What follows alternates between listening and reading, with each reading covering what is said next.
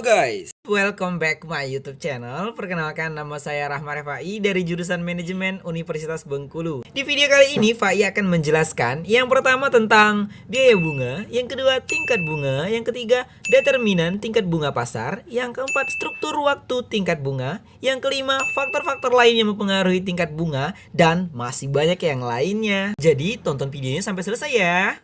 Biaya bunga atau imbal jasa atas pinjaman uang, persentase dari pokok utang yang dibayarkan sebagai imbal jasa dalam suatu periode tertentu. Beban bunga adalah beban yang dibayarkan kepada nasabah atau pihak lain yang berkaitan dengan kegiatan penghimpunan dana. Biaya ini paling besar porsinya terhadap biaya bank keseluruhan. Biaya ini harus diantisipasikan oleh bank pada penutupan tahunan buku atau pada tanggal laporan. Tingkat bunga biasanya dinyatakan dalam persentase dari pokok dana dalam satuan tahun. Tentu saja gambaran demikian oversimplify, karena simpanan masuk ke institusi keuangan dalam berbagai bentuk. Tergantung kreativitas institusi keuangan tersebut merancang produk finansial dalam rangka mobilitas dana dari masyarakat. Disiplin ilmu ekonomi dan keuangan menyediakan banyak argumentasi tentang kenapa simpanan dan dengan demikian pinjaman harus dikenakan bunga.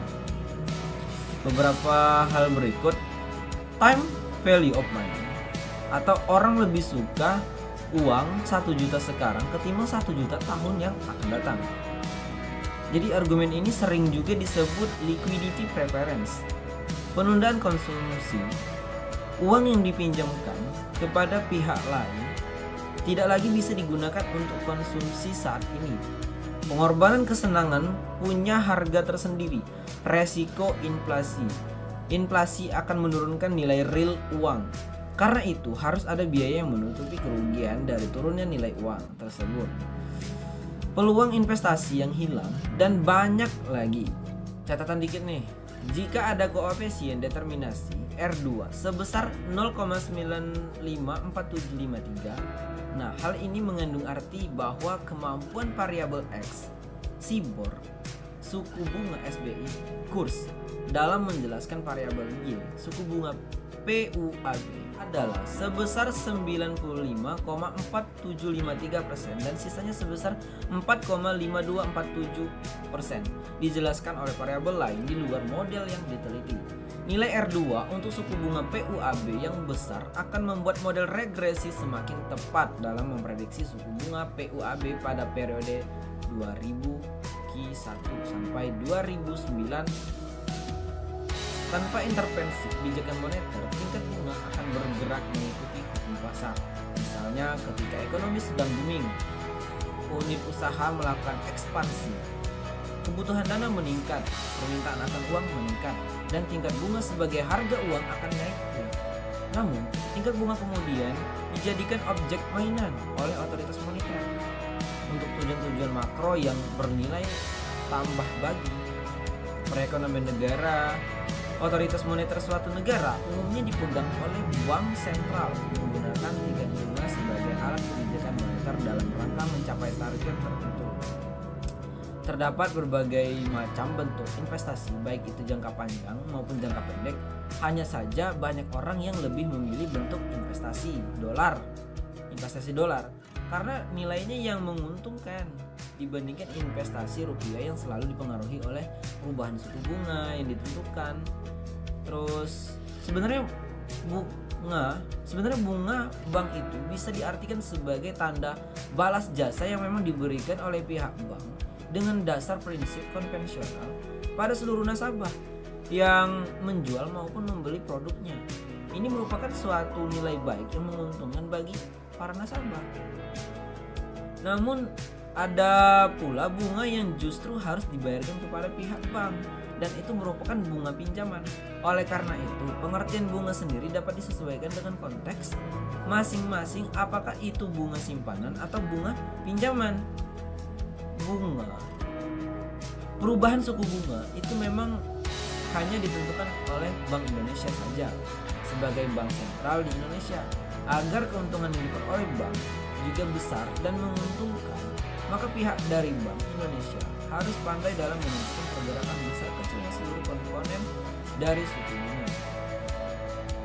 Apabila pihak bank salah dalam menentukan besaran nilai suku bunga, maka hal itu akan menyebabkan bank menjadi bangkrut dan merugi.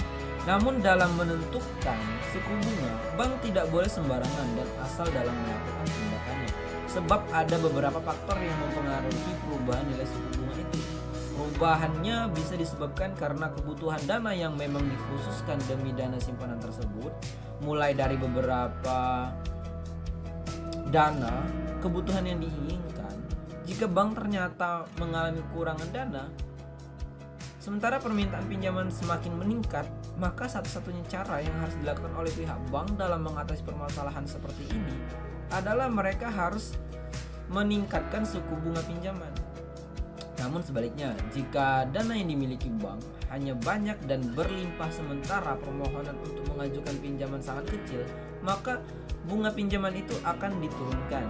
Akan tetapi hal ini bisa terjadi kapan saja dan tiba-tiba karena pinjaman sangat bergantung dengan kebutuhan masyarakat akan dana yang bisa dialokasikan untuk berbagai macam kegiatan. Selain itu, faktor lain yang mempengaruhi suku bunga adalah target dari profit yang diinginkan. Namun hal ini hanya berlaku untuk bunga pinjaman saja, karena dari nasabah yang mengajukan pinjaman, apabila laba yang diinginkan sangat besar sesuai dengan perencanaan yang dilakukan sebelumnya, maka besaran bunga pinjaman pun juga harus lebih besar, begitu pun sebaliknya. Namun ketika berhadapan dengan para pesaing, maka target laba itu seringkali menjadi seminimal mungkin agar nasabah mau melakukan pinjaman pada bank tertentu. Meskipun target laba kecil, namun jika banyak orang yang mengajukan pinjaman pada bank itu, maka keuntungan bisa lebih ditingkatkan. Seringkali ciri masyarakat yang mengajukan pinjaman mencari kredit dengan bunga yang sangat rendah, sehingga tak membebani mereka. Untuk itulah kadangkala bank membuat bunga yang kecil dengan menurunkan target mereka. Kualitas jaminan juga sangat berpengaruh pada besaran bunga. Apabila jaminan makin mudah dicairkan, maka semakin rendah juga bunga kredit yang akan dibebankan bagi nasabah yang telah mengajukan pinjaman. Meskipun Bank Indonesia memiliki hak untuk menentukan besaran suku bunga, hanya saja mereka masih berada di bawah naungan pemerintah. Di sini pemerintah memiliki hak untuk menentukan besaran atau batasan bagi bank dalam menentukan suku bunga. Bank sendiri tidak boleh menetapkan suku bunga melebihi dari apa yang telah dibatasi oleh pemerintah. Dengan kata lain, bank hanya boleh mengubah suku bunga sesuai dengan batasan minimal dan maksimal dari pemerintah. Tujuan dibentuknya aturan ini adalah supaya seluruh bank dapat bersaing dengan sehat dan tidak ada bank yang merasa dirugikan akibat seluruh nasabahnya lebih memilih bank lain. Persaingan yang sehat itu juga mampu mensejahterakan masyarakat yang menjadi nasabah dalam bank itu untuk meningkatkan simpanan. Mengajukan pinjaman, ada pula jangka waktu yang menjadi faktor penting lain. Berubahnya suku bunga masyarakat, memang hal ini sangat berpengaruh sebab semakin lama atau semakin panjang waktu pinjaman maupun simpanannya, maka bunga yang diberikan juga semakin tinggi. Karena itulah teliti terlebih dahulu, bahkan lakukan pengamatan sebelum memilih jenis investasi dolar atau rupiah dengan melihat suku bunga yang diberikan oleh Bank Indonesia sebagai bank sentral.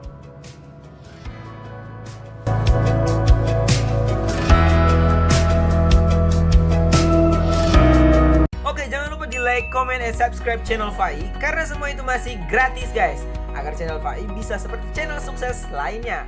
Thank you guys.